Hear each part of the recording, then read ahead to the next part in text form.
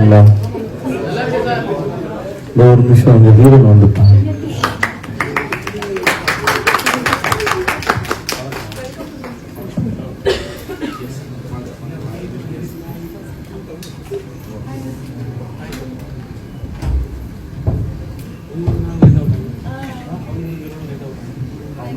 இந்த படத்தோட டைரக்டர் முத்துவேல் சாமிநாதன். பொதுவாகவே கேரளா படங்கள் ரொம்ப ஆர்வம். அது எனக்கு மட்டும் இல்லை, எல்லாருக்கும். எப்படி தெலுங்குல ஒரு கிளாசிக் மூவி வந்தா, கன்னடத்துல ஒரு கிளாசிக் திவ்ய மாதிரி வந்தா, நான் அந்த மாதிரி மலையாளம் சால்ட் அண்ட் பெப்பர் தட்டத்தின் மலையத்திலும் நான் ஃபாலோ பண்ணிட்டு வரேன். ஏன்னா அதுக்கு முன்னாடி இஸ்கான் படிக்கும்போது ஜான ஆப்ரஹாமோட அக்ரஹாரத் இருக்காரு, அருண் கோபாலோட முதல்கள் அவங்க படம் போட்டு வருவாங்க. ஸோ ஒரு இஸ்காமில் எனக்கு அவ்வளோ படங்கள் வந்து ஞாபகம் இருக்கு. நான் பர்சனலாக இந்த சால்ட் அண்ட் தட்டத்தின் மலையத்து அப்படி வந்து தொடர்ந்து படங்கள், கண்ணடி பாடம், தொடர்ந்து எல்லா நல்ல படங்களும் பார்த்துட்டு வந்துட்டு இருக்கேன். And my all time favourite is கும்பலை நேட்ஸ். அந்த படம் இந்த படம் தெரியல. அந்த வருஷம் ஆஸ்கார் நாமினேட் பண்ணும்போது இந்த படத்தை எழுப்பல அப்படின்னு பயங்கரமா வருத்தப்பட்டிருக்கேன். நான் லவ் யூ ஆல். இங்க எல்லாம் மீட் பண்ணிட்டு ரொம்ப சந்தோஷமா இருக்கு. தேங்க்யூ. மேல வந்து எல்லாருக்கும் வணக்கம்.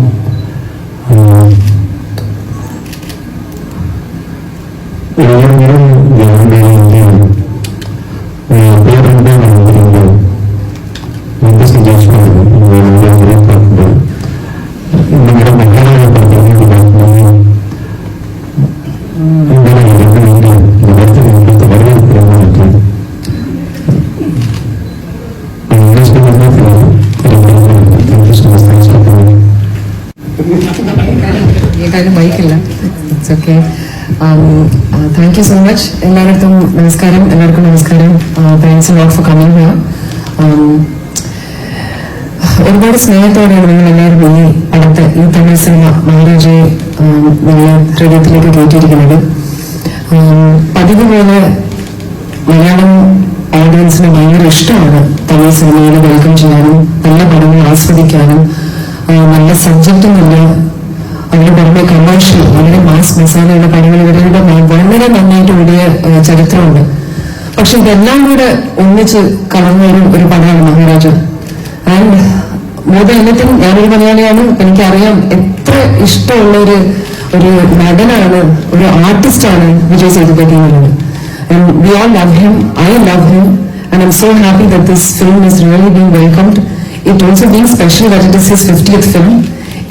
ഒരു മലയാളിയായിട്ട് ഇതിന്റെ ഒരു ഭാഗമാവാൻ കഴിഞ്ഞതിൽ എനിക്ക് ഒരുപാട് സന്തോഷമുണ്ട്. ഒരുപാട് കാലത്തിന് ശേഷമാണ് ഒരു നല്ല സിനിമ എനിക്ക് തമിഴിൽ ചെയ്യാൻ പറ്റിയത്, അതിന് ഒരു ഭാഗമാവാൻ പറ്റിയത്. തമിഴിൽ ഒരുപക്ഷെ ആദ്യമായിട്ടായിരിക്കും ഒരു സൂപ്പർ ഹിറ്റ് ഫിലിമിന്റെ ഒരു ഭാഗം എനിക്ക് ആകാൻ കഴിഞ്ഞത്. സോ എന്നെ സംബന്ധിച്ചിടത്തോളം this is a very very big opening for me. I thank the entire team for this opportunity. Nikhilan is a phenomenal film maker. അദ്ദേഹത്തിന്റെ കഥ പറയുന്ന രീതി, സ്ക്രീൻ പ്ലേന്റെ ഒരു രീതി, and Philomin of course the editor, you all know. നിങ്ങളെല്ലാവരും മനസ്സിൽ കേട്ടിട്ടുള്ള ഒരു പേരാണ് Philomin. And he's the editor of the film. I really wish he was here to say hi to all of you. But nevertheless, I'm really happy to have done this film and to bring it here to Kerala. And I want to thank you all from the bottom of my heart for making it such a big hit and really being such a big encouragement. എനിക്ക് മാത്രമല്ല, പക്ഷേ for our entire team.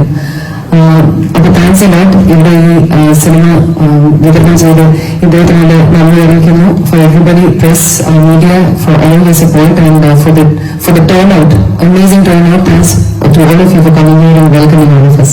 Thank you. I will yesterday this little about your director and Sunday you have mentioned surrounding the media in your culture. நான் படம் பார்த்துட்டாங்க, படம் வச்சது. சரி, எங்களோட படம் பார்த்து பேச நீங்கள் டான்ஸ் சொன்னீங்க. ஸோ இட்ஸ் என் படம் வந்து ഭയങ്കര വർക്കായി. ഈ അടുത്ത കാലത്ത് എനിക്ക് proper mass and class perfectly blend ചെയ്തിട്ടൊരു പടം ഞാൻ കണ്ടില്ല. ടോപ്പ് ഓഫ് ദ ആക്ഷൻ നമുക്ക് ഒരുപാട് ഇങ്ങനെ കരയും, ഒരുപാട് ചിരിക്കും, ഒരുപാട് എക്സ്പ്രസീവ് വേണ്ട. അത് അത്രയും ഡെപ്തില് ഉൾക്കൊണ്ട് ആ സ്ക്രീനിൽ കാണുമ്പോഴത്തേക്കും കുറെ അധികം അതിനകത്ത് പറയുന്നത് പോലെ തോന്നി. ആക്ച്വലി എല്ലാവരും പടം കാണുന്നതാണ്.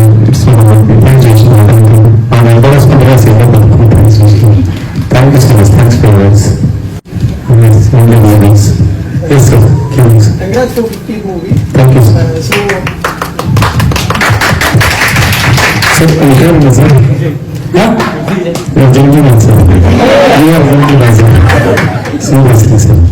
I should learn this thing from you, sir. You know that clap how much of love you have given. You are a great gentleman. that is from the heart. Oh, then you are a great gentleman. Yes, sir. So, Cute இல்ல, knowledge வந்து ரொம்ப பாடுதான், personality வந்து cute. அவங்க வந்து சொல்லும்போது சில பேர் பேசும்போது நமக்கு தெரியும் அவங்ககிட்ட ஏதாவது ஒரு காரணம் இருக்கும், ஒரு எக்ஸ்பெக்டேஷன் இருக்கும், ஒரு கவரப் இருக்கும். Sometime even me, and when we expect something, ஏதாவது கவரப்பா பண்ணிருக்கும் to hide who we are. எவ்வளோ சின்ன ஒரு லுக்கிங் ட்ராமா இது, you don't have a drama. சில வந்து what you have in mind, more than impressing you, I have to convey it properly. ஏன்னா எழுதும்போது அது எழுதுறாங்க ஒரு ஸ்டோரி வந்து ஒரு ஸ்க்ரீன் பிளே, அப்புறம் சீன் பிளே எல்லாம் ரொம்ப யோசிச்சு எழுதுறாங்க. பட் அதை அப்படியே அழகாக கம்யூனிகேட் பண்றதுக்கு dramas that behind this kid, that's what I say. இந்த படம் வந்து ஸ்கிரிப்ட் தான் ஹீரோல அப்ப நானே இருக்கேன் இல்ல சார், எல்லா கதைக்குமே ஸ்கிரிப்ட் தான் ஃபர்ஸ்ட் ஹீரோ. அது ஹீரோன்னு சொல்லணும்னா அப்படி சார். இப்போ ஒரு படத்துல மியூசிக் அந்த மியூசிக் தான் ஹீரோன்னு சொல்றது அப்படிதான் ஒண்ணு இல்லை சார். அது அவங்க ப்ரோஷன் சார்.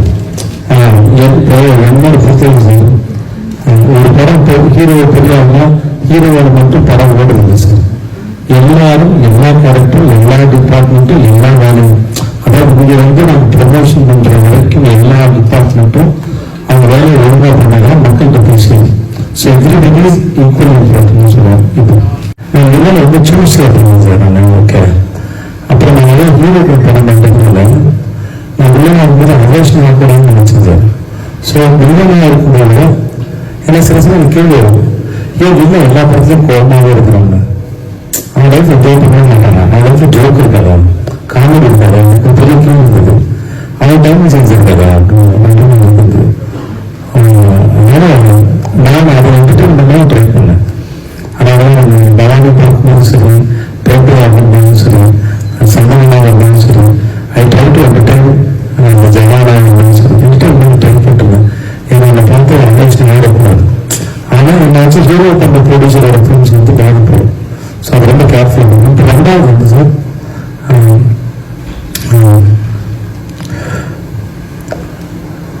ஒரே மாதிரி போயிட்டு இருக்கு லைஃப். கொஞ்சம் நம்மளால வர முடியுமா, நம்மளால நம்மளே ரிலீஸ் பண்ணிக்கிறதுக்கு இதெல்லாம் ஒரு ட்ரை பண்ணிதான் சார். அது அது என்ன ஃபார்முலா சொல்லிட்டு எனக்கு தெரியல. I just wish for it. நான் செய்யணும்னு ஆசைப்பட்டேன், அதை செய்யும்போது சின்ன வயசுல இல்லைனா பார்க்குறோமே ஏன் கோபமாக சுத்துறாங்க அப்படியே இருக்கேன். அதனால எனக்கு இன்னும் வந்து என் படங்கள்ல வந்து எல்லாருக்குமே லவ் சாங்காக வச்சா நல்லா கூட வச்சிருக்கேன். நான் பாருங்க, அவரு ஒரு பக்கம் ஒரு பொண்ணு லவ் பண்றாங்க, நான் ஒரு பக்கம் ஒரு பொண்ணு லவ் பண்றேன். இது என்ன இருக்கு, ரெண்டு பேரும் இல்லைங்கிற என்ன சார்.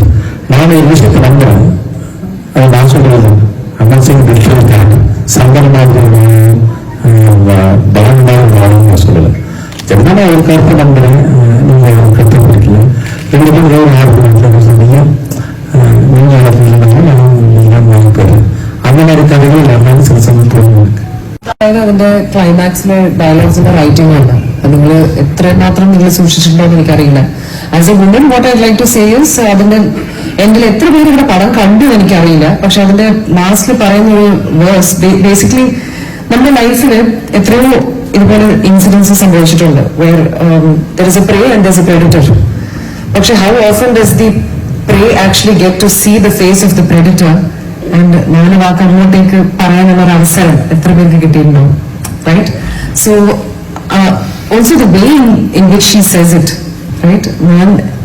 നിങ്ങൾ എനിക്ക് ദാനം ചെയ്ത ലൈഫ് ഞാനാണ് നിങ്ങൾക്ക് വേണ്ടിയിട്ട് ഇങ്ങനെ പിச்சு போடுவேன் அந்த மாதிரி பேசுறேன். அது ரொம்ப பவர்ஃபுல்லா தோணுச்சு.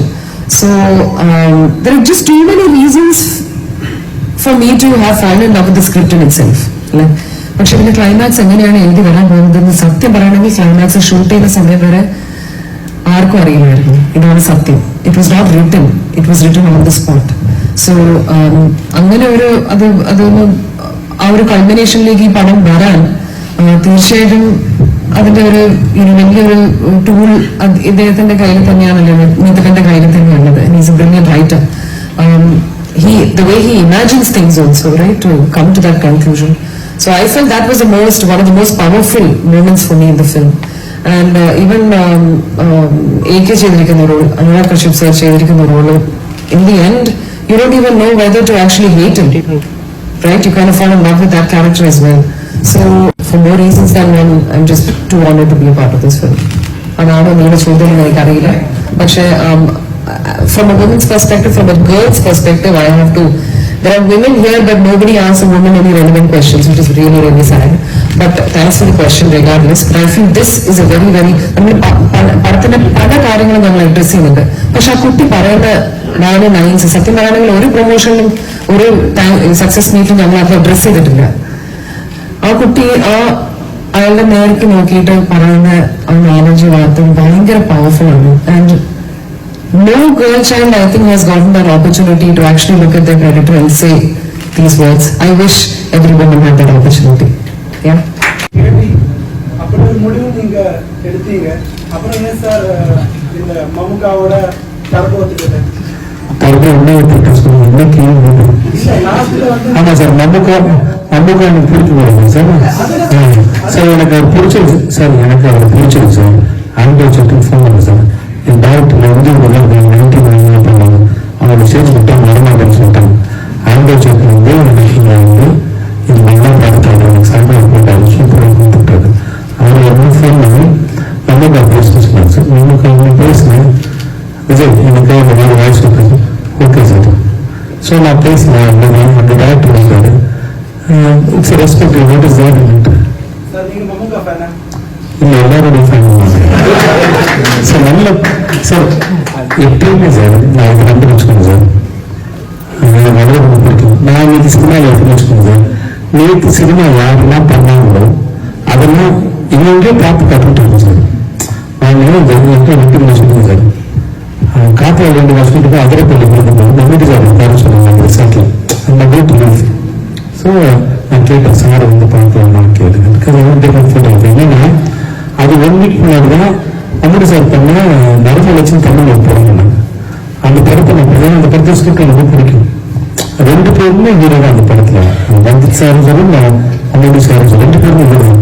அதை சும்மா வந்து என் குழந்தைங்க போட்டு அந்த படத்தை ஸ்கிரிப்டை பாருங்க அப்படின்னு சொல்லிட்டு நான் பார்க்க சொன்னேன்.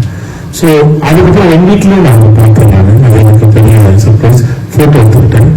அப்புறம் எனக்கு ஒன்று கேட்டாங்க, சொன்னேன் சந்தோஷம். எனக்கு அவர்கிட்ட மெசேஜ் இருந்தது, என் லைஃப்லாம் காமிச்சு அமீர் சார் மெசேஜ் பண்ணி காமிச்சு தேங்க்யூ விஜய் ஒரு மெசேஜ் பண்ணுங்க. அது எனக்கு ரொம்ப சின்ன வயசுல பார்த்துருக்கேன். கிரேட் பர்சனாலிட்டிஸ் நான் அட்மைர் பண்ணியிருக்கேன். அவங்க ஏன் வந்தாலும் அவங்க கூப்பிட்டாங்க, அவங்க பேசினாங்க. நான் என்னால் முடியும்னா அது எனக்கு சந்தோஷம். To make me happy. I don't it. So turbo 2 நீங்க எடுப்பீங்களா சார்? ஒரு இன்டென்ஷன் இருக்குதாங்க. இன்னும் 1 ஹவர்ல எங்க இருப்பேன்னு தெரியல சார். நான் இதெல்லாம் விடுங்க சார். மம்முட்டி ஒரு படத்துல இந்த மாதிரி பேசினாங்க, வேலை விக்ரம. நான் வந்து நான் அந்த ஃபுட்டேஜ் மட்டும் தான் சார் பார்த்தேன். அதுவும் இப்போ ஆக்டர் நான் நேற்று வந்து சார் எந்த ஊருக்கு நியமனத்துக்கு வந்து நல்லா சார் இருக்குது. So everything is learning right. உங்களோட நான் நேற்று நான் வரலாம்னு இருக்கேன். அவர் அதெல்லாம் யோசிக்கல. இதெல்லாம் பண்ணும்போது என்ன மக்கள் இன்னும் நேசிக்கிறாங்க. என்னோட மம்முட்டி சார் இது பண்றாங்கன்னா ஏதோ ஒரு மரியாதை என்னால வருது, ஒரு பர்சனல் வருதுல்ல, அதெல்லாம் யோசிக்காம ஒருத்தர் பண்றாரு. ஸோ பீங் இன் சினிமா இதை கூட நான் லேர்ன் பண்றேன்னு சொல்றேன். இதெல்லாம் எக்ஸாம்பிள் தானே. அடுத்து யாராவது வராங்க அப்படின்னா நீங்க வளர்ந்தவங்க எந்த வீடியோ பார்க்காம விரும்புன்னு சொல்ற மாதிரி தான் அது மாதிரி ஒரு டிக்கெட் வந்தது. ஸோ அந்த மனுஷன் எதுவுமே எனக்கு மோகன்லால் சார் ரொம்ப பிடிக்கும். மும்பையில் வந்து நான் தங்கின ரோட்டில் அங்கே அதுக்காக சொன்னாங்க. நான் வந்து மற்ற பெர்மிஷன் போய் கேட்டு மோகன்லால் சார் ஆஃபீஸில் அவரோட ஆட்டோகிராஃப் வாங்கி ஃப்ரேம் போட்டு வச்சிருக்கேன் ஆஃபீஸில். என் ஆஃபீஸில் ஃப்ரேம் போட்டு வச்சிருக்க ஒரே விஷயம் எனக்கு கண்டிப்பாக ப்ரூஃப் இருக்கு.